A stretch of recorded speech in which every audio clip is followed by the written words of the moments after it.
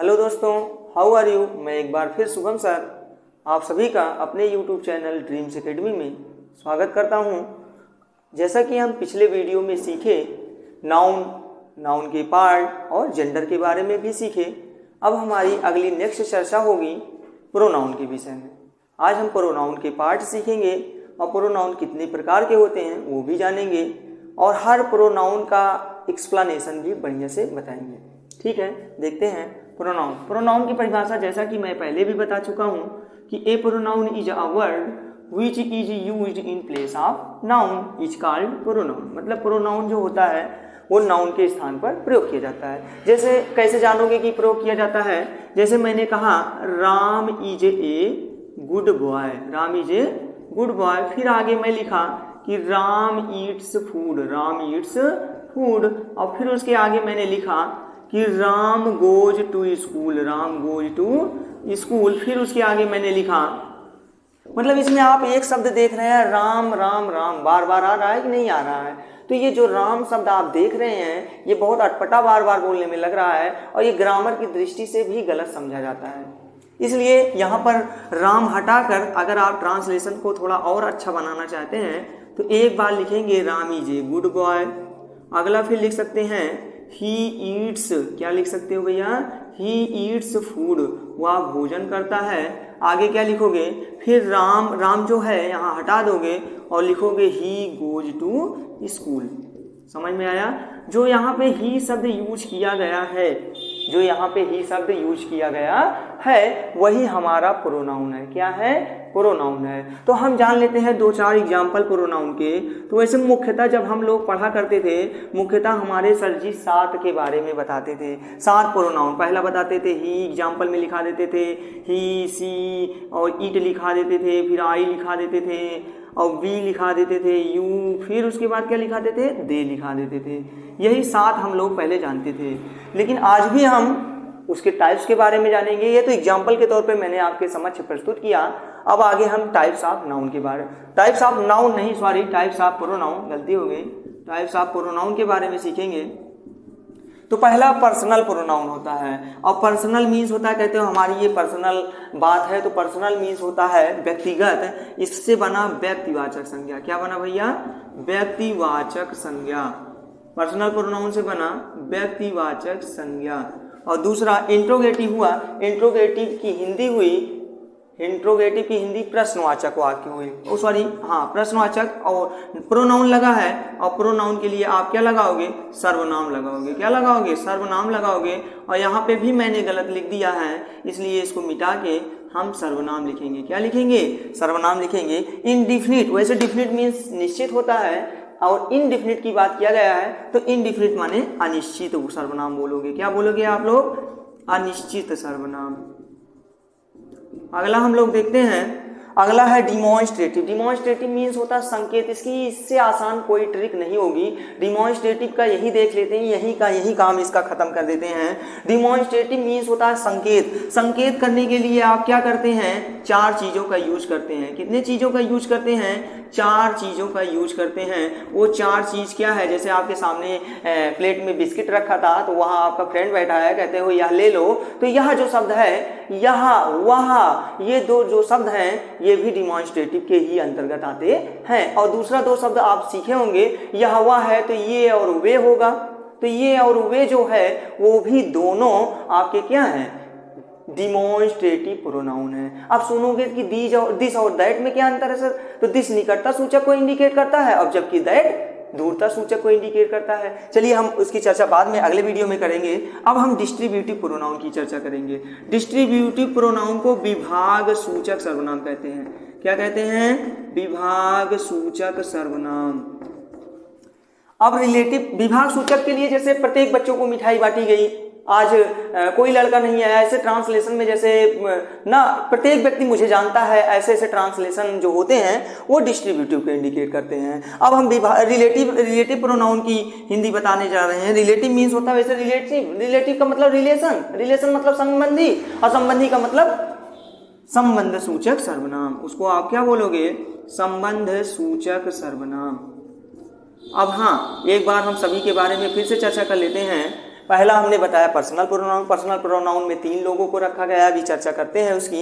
Interrogative का means होता है प्रश्नवाचक। प्रश्नवाचक में वही आप लोग जो पढ़े हैं हु, वेयर ना, ये सब जो पढ़े हैं हु, हाउ, ये सब प्रश्नवाचक ही हैं। प्रश्नवाचक में 2 प्रकार के मैंने बताया था, एक बार जकारवाचक, ककारवाचक, इनकी भी चर्चा करेंगे। जकारवाचक क्या है, ककारवाचक क्या है। तो यहाँ पे ककारवाचक से अर्थ निकलेगा। ककारवाचक का मतलब ये हुआ कि जब ध्वनि का से निकले तो ककारवाचक होता है। तो मतलब WH टाइप वर्ड ककारवाचक के होते हैं और जकारवाचक के होते हैं। उनकी भी एक वीडियो बनाएंगे। पहले हम थोड़ा थोड़ा अंतर समझ लेते हैं। इनडिफिनिट मीन्स अनिश्चित। अनिश्चित का मतलब जैसे आप गए कमरे में, कह रहे हो कोई दरवाजा खटखटा रहा है, तो ये जो कोई शब्द आपने यूज किया ना, ये भी अनिश्चित को इंडिकेट करता है, ठीक है ना। कोई मुझे बुला रहा है ना, तो ये सारी चीज जो होती है इंडिफिनिट प्रोनाउन को इंडिकेट करती है। संकेतवाचक के बारे में हमने चर्चा कर ली और डिस्ट्रीब्यूटिव के बारे में बताया, ईच, एवरी, ऐसे ऐसे मैंने बता दिया। और रिलेटिव प्रोनाउन सबसे आसान तरीका क्या, जैसे वह व्यक्ति जो लेटा है, यहाँ पे जो शब्द बोले आप, जो लेटा है, ये जो शब्द आपने बोला यही रिलेटिव प्रोनाउन है। क्या है, रिलेटिव प्रोनाउन है। हमारे ख्याल से आपको बहुत लोग बताएंगे 9 प्रकार के होते हैं, 10 प्रकार से होते हैं, इससे आपको कोई लेना देना नहीं है। बस आप इतना समझिए कि आपको बताया गया 6। वैसे रिफ्लेक्सिव प्रोनाउन भी होता है। रिफ्लेक्सिव प्रोनाउन मीन निजवाचक सर्वनाम जिसमें सेल्फ जोड़ दिया जाता है, उसकी चर्चा भी बाद में किया जाएगा, लेकिन आज हम मुख्यतः 6 के बारे में करेंगे।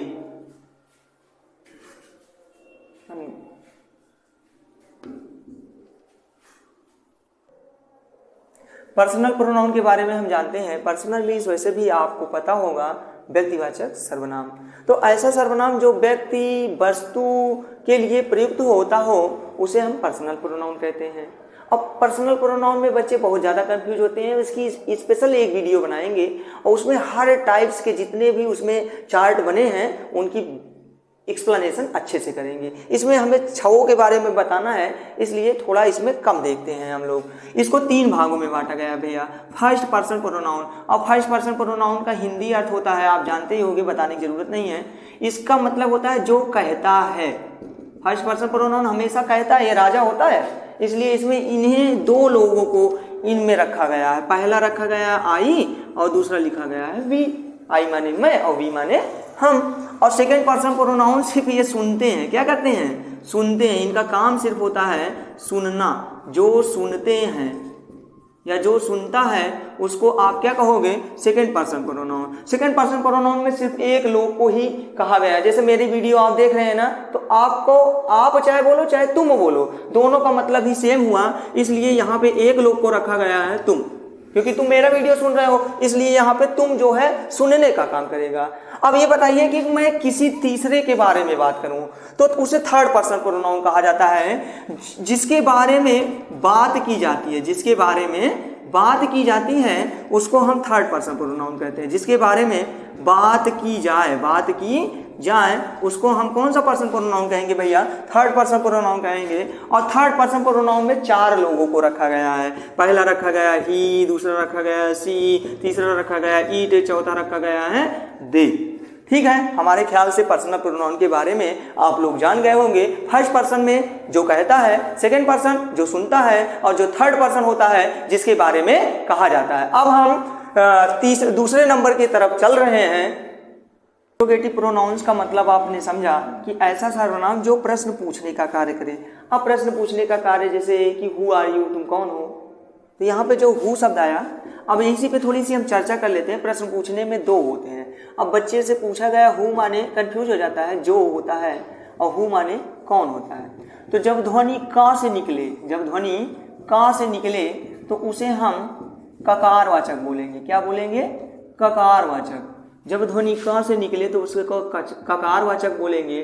और जब ध्वनि जा से निकले भैया, किससे निकली, जा से, जब ध्वनि जा से निकले तो उसको हम जकारवाचक बोलते हैं। क्या बोलते हैं, जकारवाचक बोलते हैं, जकारवाचक बोलते हैं। तो हमारे ख्याल से हु का मतलब आप लोग समझ जाइए। जब हु के तुरंत पश्चात हेल्पिंग वर्ब आए तो आप तुरंत जान जाइएगा इंट्रोगेटिव प्रोनाउन होता है। और इंट्रोगेटिव प्रोनाउन की सबसे खास पहचान ये होती है कि अंत में इंट्रोगेटिव मार्क आएगा। ठीक, और जब हु का अर्थ जा से निकले तो आप तुरंत समझ जाइएगा कि ये संबंध बता रहा है। क्या बता रहा है? संबंध। तो ऐसी स्थिति में रिलेटिव प्रोनाउन होगा। क्या होगा?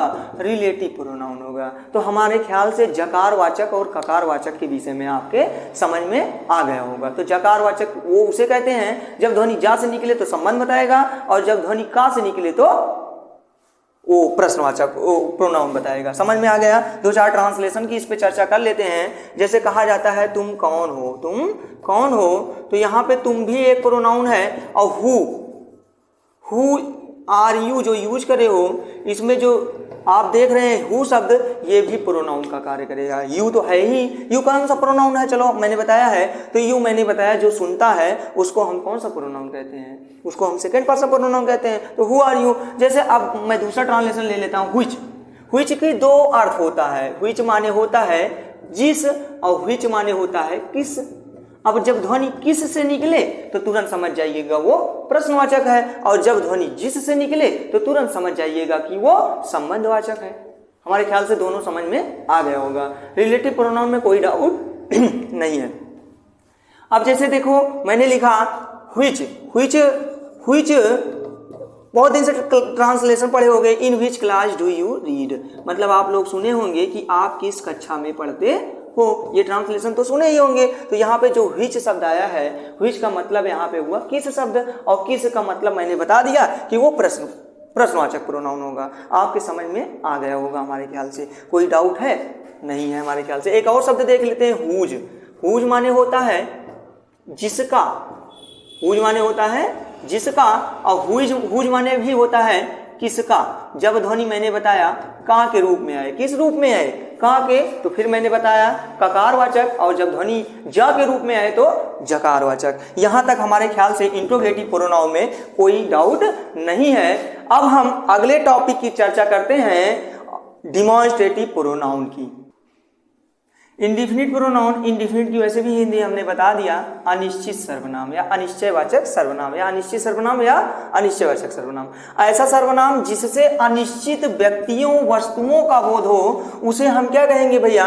अनिश्चयवाचक सर्वनाम कहेंगे। अनिश्चयवाचक सर्वनाम में आपका आता है समवन, समवन आता है, एनीवन आता है, समबॉडी आता है, और सम आता है। समवन का मतलब होता है कोई, समवन का मतलब होता है कुछ, और एनीवन का मतलब होता है कोई, और समबॉडी का मतलब कोई लोग, कोई व्यक्ति बोल सकते हो, और सम का मतलब कुछ। तो ये जो जितने भी शब्द आपने देखा ये इंडिफिनिट को इंडिकेट करते हैं। इन सभी से कुछ न कुछ संख्या का बोध होता है, लेकिन ये पता नहीं चलता है कि कितने लोग हैं, इसलिए इन्हें इंडिफिनिट प्रोनाउन कहा गया।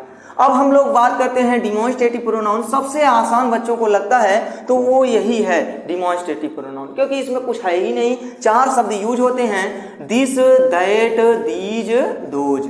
This, that, these, those.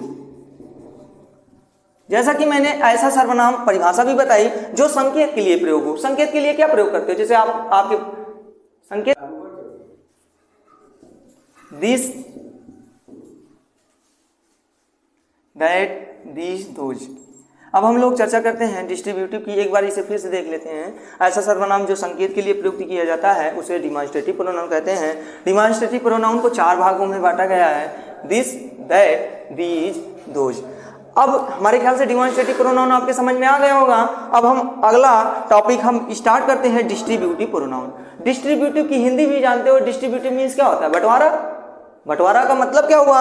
ऐसा प्रोनाउन जो बांटने का कार्य करे या बांटने के लिए प्रयुक्त हो, उसको हम क्या कहेंगे? Distributive pronoun. Distributive pronoun each होता है। जैसे प्रत्येक बच्चों को मिठाई बांटी गई ना, 15 अगस्त 26 जनवरी को बांटी जाती है, तो हम ईच स्टूडेंट्स ना, आप बोल सकते हैं each students are given sweets, ऐसे बोल सकते हैं। एवरी मीन्स होता है प्रत्येक, प्रत्येक व्यक्ति मुझे जानता है, या प्रत्येक व्यक्ति तुम्हें जानता है कि तुम कैसे हो, तो प्रत्येक व्यक्ति तुम्हें जानता है, एवरीवन नोज यू, ऐसे भी बोल सकते हो। आइदर डॉट डॉट यार का मतलब होता है या तो डॉट डॉट या, मतलब या तो तुम्हारे भाई ने या तो तुमने मेरी कलम ली थी। ये भी ट्रांसलेशन जो होता है वो डिमॉन्स्ट्रेटिव को इंडिकेट करता है। किसको इंडिकेट करता है भैया?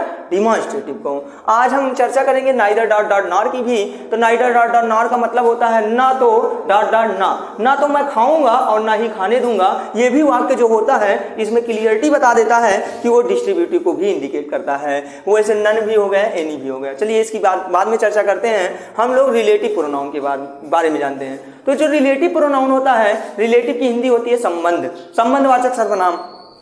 संबंधवाचक सर्वनाम ऐसा सर्वनाम जो संबंध बताता हो, संबंध बताता है। जैसे आप गए, आपके बगल में आपका दोस्त खड़ा था और आपका भाई आपसे कुछ दूर में था, तो आपने एक बात बताया, वह जो खड़ा है वह मेरा भाई है। तो यहाँ पे जो शब्द आपने यूज किया, ये कौन सा शब्द यूज किया? जो। तो जो शब्द आपने यूज किया ये रिलेटिव को दर्शाता है। क्या दर्शाता है? रिलेटिव। अभी जैसे आप पार्क में गए या आप अपने घर दोस्त को ले गए, तो आप सड़क पे खड़े थे और उसने कहा जो वह घर जो दिखाई दे रहा है वह मेरा है। तो वहां घर के लिए जो शब्द की अंग्रेजी होगी वो हु नहीं होगी, वहां पे दैट होगी। क्या होगी? दैट होगी। तो वहां दैट का अर्थ जो हो जाएगा जो होगा। यहां तक समझ में आ गया? हुज का मतलब मैंने बताया था किसका, और हुइस का मतलब मैंने बताया था जिसका। तो जब जकार वाचक है, क्या वाचक है? जकार वाचक है, तो तुरंत समझ जाना कि वो क्या है, वो रिलेटिव प्रोनाउन है। तो रिलेटिव प्रोनाउन के बारे में आपके समझ में आ गया होगा। अब रिलेटिव प्रोनाउन में जिसका वाला एक ट्रांसलेशन देख लेते हैं। तुमने जो पेन ली है, तुम जहां मतलब हाँ आप बोल सकते हो कि जिसका वाला वह मेरा भाई है जो क्या कर रहा है, मतलब सो रहा है, वो हु से संबंधित हो जाएगा। किससे संबंधित हो जाएगा? हु से संबंधित हो जाएगा। प्रोनाउन का हम एक वाक्य देखते हैं, जिसका वाला। आप यहाँ जिसका की अंग्रेजी हुज लगाओगे और यहाँ पे दिया है यह वही व्यक्ति है, तो यहाँ पे दिस लगाओगे। दिस के साथ हमेशा इज लगता है क्योंकि है शब्द आया है, और वही अंग्रेजी बच्चे कहते हैं दैट लगाइए, लेकिन दैट नहीं लगेगी, यहाँ पे द लगेगी। दिस इज द, और यहाँ पे व्यक्ति विशेष की बात की जा रही है इसलिए यहाँ पे पर्सन लगेगा। और यहाँ पे हुज, अब यहाँ पे आप समझ गए होंगे, हुज लगेगा और यहाँ पे भाई का अंग्रेजी हो जाएगा हुज ब्रदर, हुज ब्रदर। और उसके साथ लगेगा इज, क्योंकि यहाँ पे एक वचन की बात किया गया है तो इज लगेगा। और मेरा दोस्त है तो माई फ्रेंड। आपके समझ में आ गया होगा। आई होप कि आपको रिलेटिव प्रोनाउन पूर्णतः समझ में आ गया होगा। Thank you. आपको जो भी वीडियो में डाउट्स हैं उसको आप बताइएगा कमेंट्स के माध्यम से, या आप हमारे कांटेक्ट नंबर जो ग्रुप में दिया गया है उस पर भी आप कॉल करके पूछ सकते हैं। ठीक है, आज हमारे सीनियर सर जो कोचिंग के संचालक हैं अभिजल सर आप सभी के सामने आएंगे और आप लोगों को बताएंगे कि आगे की जो क्लासेस हैं वो कैसे चलेंगी। आइए सर। दोस्तों नमस्कार, मैं अभिरल सर, ड्रीम्स एकेडमी में आप लोगों का बहुत बहुत स्वागत है। आप लोगों का ये जो स्नेह मिला इस चैनल से हम बहुत खुश हैं और आप लोगों का बहुत बहुत आभारी हैं। और ऐसे ही अगर विश्वास बना रहेगा तो हम लोग भी जल्द भी हर विषय का वीडियो अवेलेबल होता रहेगा। और ये शुभम सर इंग्लिश का भी बेसिक जानकारी दे रहे हैं, और हमारे अश्वनी सर जी भी हैं, वो 12th क्लास की जो है आगे की वीडियो जो भी रहेगी इंग्लिश की वो भी डेवलप कराते रहेंगे।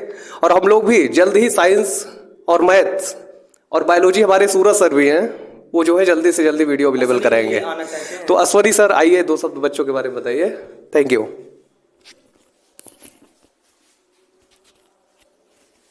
तो जैसा कि हमारे senior, hello guys, I am Ashwini Kumar Tiwari, MA English. जैसा कि आप लोग अभी ड्रीम्स एकेडमी में देख रहे थे, हमारे शुभम सर इंग्लिश ग्रामर पे क्या कहते बेसिक लेक्चर दे रहे थे, तो आपको काफ़ी ज़्यादा लाभ हो रहा होगा और आशा करते हैं कि आपको काफ़ी चीज़ें क्लियर भी हो रही होंगी। और अगली वीडियो में हम 12th लेवल पर यानी कि इंटरमीडिएट लेवल पर आप लोगों को एक वीडियो अपलोड करेंगे। तो थैंक यू। अब हमारे तीसरे सर जो बायो के हैं वो आप सबके सामने आएंगे। गुड इवनिंग दोस्तों, और जैसे कि आप लोगों ने इंग्लिश की क्लास देखी, आप लोग ड्रीम्स एकेडमी में जुड़े रहिए। और अगर यदि आप लोगों का स्नेह ऐसे हम लोगों को मिलता रहा तो बहुत जल्द ही हम बायोलॉजी की क्लास आप सबके बीच में लेके आएंगे। धन्यवाद, थैंक यू।